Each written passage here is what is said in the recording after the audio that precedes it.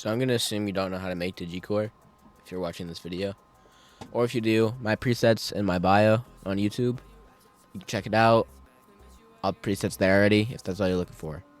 But I'm going to go more into depth of how I made this song and like the methods of how I make music. So first thing I did is I had slowed down the beat because it was too fast for me, preferably.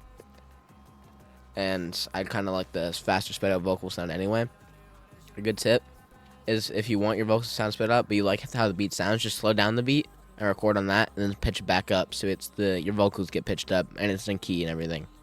So I did that. I slowed down the beat.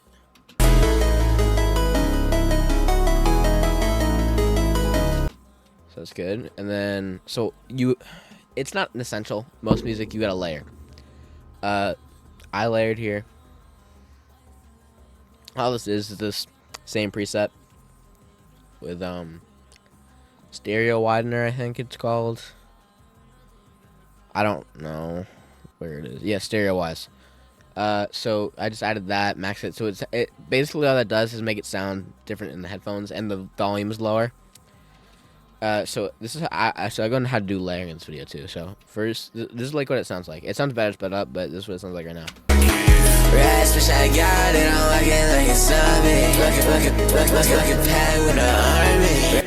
So this is it, just with no layering, just the main vocal.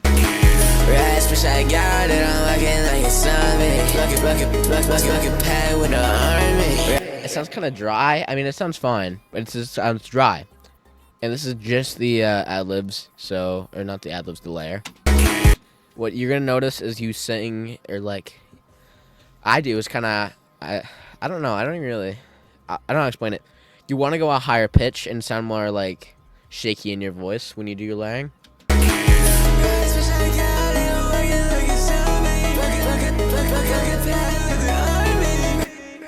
So, and I this is already assumed, I think, but with Digicore, you always turn your auto-tune up, pretty much.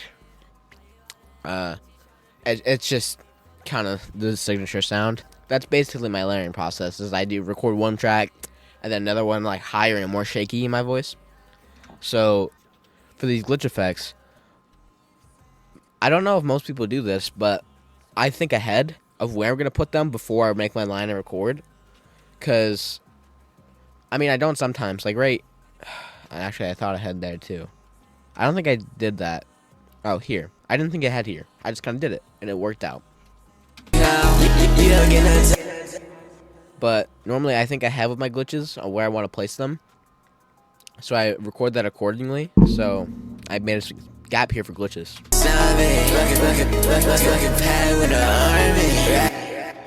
So you want to try to accommodate that a little bit for your glitches, because if you just go, I mean, it can sound good if you just kind of fill in the blank space, but it's better if you like plan it out. Also with glitches, I see a lot of mistakes that people do. Oh, okay, well, Bandlab's bugging, but with their glitches, they don't have the layering with the glitches as well for the same spot, so it sounds off. Where is this? Okay, yeah, these tracks. So, like, listen, this is the glitches with no layering. It opens way too much, but with the layering, it sounds better because it's all continuous.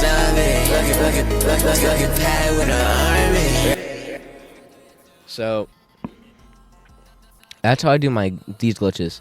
You just have to plan ahead a little bit, kind of think where you want them and what'll sound good.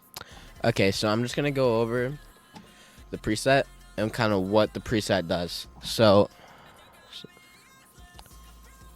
I'm just gonna go over what the preset does right now. So turn off all these effects. I'll go through each effect and I'll tell you what it does exactly, in case you don't know what these effects do. Because I see a lot of people just put the preset and they have no idea how to customize the preset to their voice, so it's hard for them. But I'm gonna try to cover that today. So Digicomp, it compresses your voice. So this is it, non-compressed, nothing.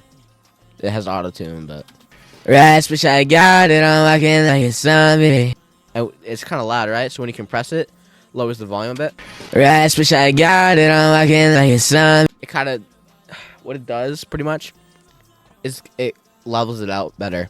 It levels out the sounds because there's peaks and lows, and it kind of brings them together. A noise gate, what this does is if there's like a tss or hissing noise in your microphone, it helps get rid of it. Right, wish I got it on locking like it's something. Actually, I didn't have a lot there, so it's not that noticeable. The SR gets rid of that tss, tss, the S frequencies in your voice, so they're not, because they're typically sharper, and you don't want those. So it just kind of cuts them out, not cuts them out, but lowers the volume, so they sound better. Right, wish I got it on locking like it's something. So that sounds more palatable. EQ, lows, highs, mids. So highs are like yeah, yeah, or yeah, yeah, and lows are like yeah, yeah, and the mids are like in between. So lows, you don't want lows in your voice typically because it clashes with the bass and the beat, and if it clashes with the bass and the beat, it's just not going to sound good. You want higher highs. Highs are just good sounding frequencies in my opinion, but don't put it too high depending on your mic because it can make hissing noises. EQ is very important. You gotta customize that to yourself. You just gotta play around with it, see what works. Delay, it's like that. It's delay. That's literally, it's in the name, so this makes it keep going on. Right, wish I got it on locking like it's something. So that's that. This is the second EQ. If you need to customize, lower these frequencies down here. This is sub bass, and this is regular bass. These are the high ends, and these are mids. So you can adjust this accordingly, however you want. It's just a more advanced version of this EQ. So it's if you want to customize it even more. I just have it in there because sometimes I like to adjust. But then studio reverb, I don't like a lot of reverb because I'll show you with more reverb. It doesn't sound great. So I like to have around 30. It just makes your voice stand out that much more. Low tone, low size. It's high. It's higher is better if you're like doing like ad libs, like you want that spacey effect, but not so much for the main vocals. Tech Lab. This like limits, like stops it from clipping.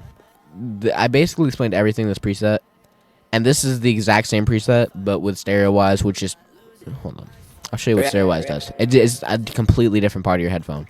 It's actually kind of weird to hear. So this is it with stereo wise. And then this is it without stereo wise. It's just different space of your headphones. It sounds better, different space. It's not trying to compete with the main vocal. So anyway, that's that. I went over with presets.